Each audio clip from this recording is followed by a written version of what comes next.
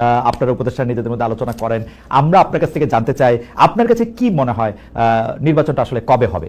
আমরা অনেক বিষয় নিয়ে আজকে আপনার কাছে প্রশ্ন করব, কিন্তু এই প্রশ্নটাই সবচেয়ে বেশি মানুষের মনে আসছে। ফেব্রুয়ারিতে মাসে হতে পারে, প্রথমে উনি বলছেন এপ্রিলে, এখন এখন পরে উনি বলেছেন যে ফেব্রুয়ারিতে হতে পারে।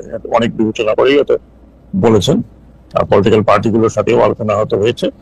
তো আমি সেখানেই থাকতে চাই যে ফেব্রুয়ারি মাসেই আমিও মনে করি প্রধান উপদেষ্টা যখন একটা কথা বলেছেন আন্তর্জাতিক অঙ্গনে এটা চলে গেছে, যার আমার মনে হয় যে ইলেকশন ব্যাপারে আপাতত আমি সেখানেই থাকি, এটাই মনে করি। জি ডক্টর হোসেন, অনেকে যে এরকম বলেন যে উপদেষ্টাদের মধ্যে কেউ কেউ আসলে অনেকদিন ধরে ক্ষমতায় থেকে যেতে চান, কেউ কেউ বলেন যে প্রধান উপদেষ্টাকে আরো কয়েক বছর ক্ষমতায় রাখা বা থাকার প্রশ্নে কেউ কেউ কথা বলছেন। অনেকে একথাও বলেন যে নির্বাচন প্রশ্ন উপদেষ্টাদের বিরুদ্ধে স্পষ্ট 2 বা 3 ভাগ রয়েছে। এই ব্যাপারগুলি কি আসলে সত্য? ডক্টর হোসেন, আপনি কি আসলে মনে করেন যে এই সরকার আরো একটু বেশি সময় থাকলে পলিটিক্যাল গভর্নমেন্টের চেয়ে আরেকটু বেশি লাভজনক হবে বা থাকা উচিত, বা আপনি কি আরো থাকতে চান কিনা, সরাসরি যদি আমি প্রশ্ন করি? আমি খালেদ, আপনি আমাকে চেনেন, আজ থেকে চেনেন না তো? জি জি, 30 বছরের মতো সময় ধরে চিনি। জি, 30 বছরের মতো হয়েছে। জি, আমি যদি ক্ষমতায় থাকতে চাইতাম তাহলে বহু আগে আমি থাকতে পারতাম। ওকে, আমি একবার আপনাকে বলেছি। Right right. তারপরে কনসিকুয়েন্সেস কি হতো সেটা পড়ে না, right, but I could have any time. তো আমার ওই ধরনের কোনো ক্ষমতা থাকার ইচ্ছা নাই। আমি যতটুকু সময় পেয়েছি আমি কিন্তু একদম সিনসিয়ারলি আমি সাধারণ মানুষের জন্য, কারণ আমি যেখানে আছি দুটো মন্ত্রণালয়, একটা হচ্ছে আপনার নৌ মন্ত্রণালয় আর একটা হচ্ছে শ্রম মন্ত্রণালয়।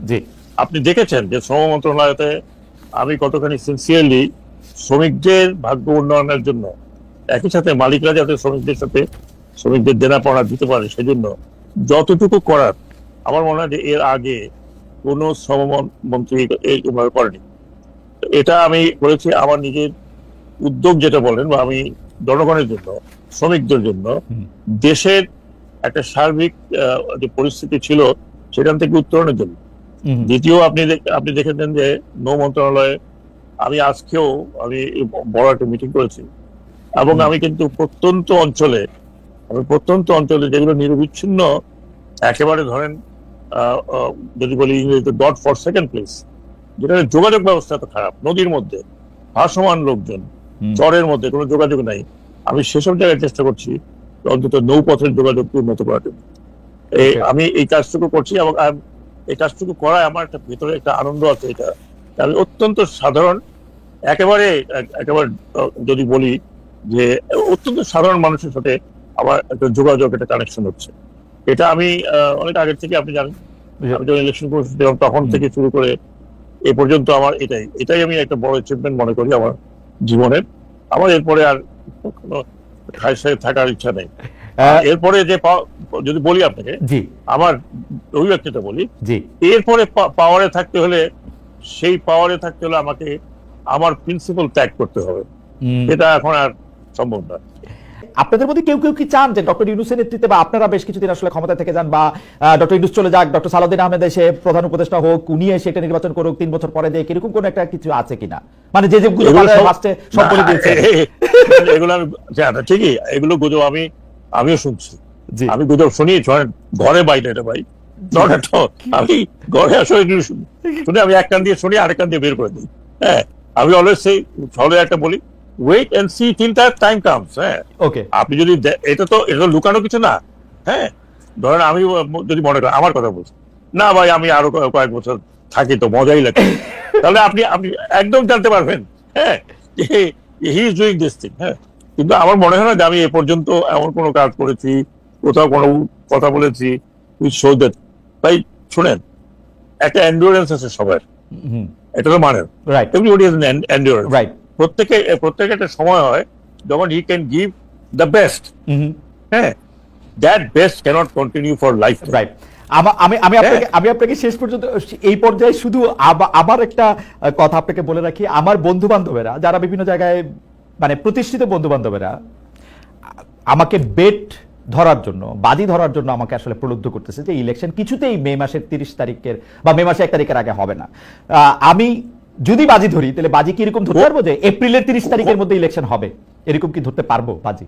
আচ্ছা, আমি আপনাকে বলি, প্রধান উপদেষ্টা একবার বলেছিলেন কিন্তু এপ্রিল মাসে, তাই না? রাইট। তারপরে হয়তো উনি পলিটিক্যাল পার্টির সাথে আলোচনা ওনারা করেন। আমি কিন্তু পলিটিক্যাল পার্টির আলোচনার মধ্যে আজ পর্যন্ত থাকি নাই। হ্যাঁ, পলিটিক্যাল পার্টির সাথে যারা আলোচনা করেন, প্রধান উপদেষ্টা করছেন প্রতিনিয়ত। হ্যাঁ, এবং ওনার যে সিনসিয়ারিটি, আমি তাকে সিনসিয়ারিটির বাইরে আমি দেখিনি। একটা কথা আমি ওনার মুখ দিয়ে কখনো শুনিনি। এমনকি আমরা যে কাজ করছি, অন্তত আমি যে কাজ করছি, উনি কখনো আমাকে ডিক্টেটও করেন না যে এইটা এবার এটা করেন, ডিলে করে করেন, আস্তে করে করো। No, not at all. হ্যাঁ, তো আমি যেটা বলার চেষ্টা করছি, এইরকম কোন উক্তি বা এইরকম কোন জেস্টার আমি দেখিনি। মাঝখানে তো উনি একেবারে থাকবেন না, একটা ধনুষ পণ করে ফেলছেন। সেখানে আমরা বলছি যে আপনি যদি এভাবে চলে যান, তাহলে এই দেশের মানে একটা বিশাল কেওসের মতো চলে যাবেন। উনি তো ভীষণ অ্যাডামেন্ট ছিলেন, উনি কিছুতেই থাকবেন না, চলেই যাবেন। রাইট, চলে যাবেন। আপনারাও জানেন যেইভাবে কথাবার্তা বলেছেন, ওনার জন্য তো কোনো অসুবিধা নাই। উনি যেখানে যাবেন, উনি he is the one person Bangladesh should be very proud of, আমি মনে করি। রাইট, যে তিনি যেখানে দাঁড়ান, হ্যাঁ, এমন কেউ নাই যে ওনার সাথে না, সেটা আমরাও বহুবার দেখেছি। এবং আপনার ক্ষেত্রেও আমি এটা বলতে পারি, উপদেষ্টা পরিষদে এরকম সদস্য যাদের নাম আমি বললাম, তাদের সবারই আসলে একই অবস্থা। মানে তাদের কোনো মানে এমন না যে, কিন্তু প্রশ্নটা হইলো যে আপনারা অনেক সময় হয় না, আপনারা হোয়াইট ম্যানস বার্ডেন অনুভব করেন কিনা, যেটা আপনারা মনে করেন না দেশের ভালোর জন্য আবার থেকে যেতে হবে। ডক্টর মোহাম্মদ, সেই হোয়াইট ম্যানস বার্ডেনটারে আমি ভয় পাই আসলে। যে শোনেন, আমি ওনার মতো, আমি এটা বলি, ওনার মতো একজন এইরকম ব্যক্তিত্ব, জি, উনি কি চাইবেন যে উনি এই ব্যক্তিত্ব নিয়ে উনি এমন জায়গায় পৌঁছে যান যেখানে তো সবাই তাকে এক ধরনের ভিলেন মনে করুক? I don't think so. না, ভিলেন মানে আপনার কি মনে হয় যে উনি এপ্রিল মাসে বেশি থাকলে বা এপ্রিল মাসে নির্বাচনটা না দিতে পারলে ভিলেন মনে করবে? কারণ ডক্টর মোহাম্মদ ইউনূসের এরকম একটা পার্সোনালিটি, তারপরেও হয়তো আমরা কেউ বলবো না উনি যা করেছেন ঠিকই করেছেন, কারণ ডক্টর সাখাওয়াত তো আর এর বাইরে ভুল করতে পারে না। আপনাদের প্রতি আমাদের আস্থা ও বিশ্বাসটা কিন্তু এই পর্যায়ে, এইটারে আপনারা অপব্যবহার করবেন কিনা? লাইক মানে এবার যেহেতু সুপিরিয়র বা আমি আপনাকে বলি, জি, আমি আমার ব্যক্তিগত হয়ে আবার বলছি, খালেদ মহিউদ্দিন, হ্যাঁ, you know me for last 30 years, right, এবং আপনি এমন না যে আপনি আমার ট্র্যাক করেননি।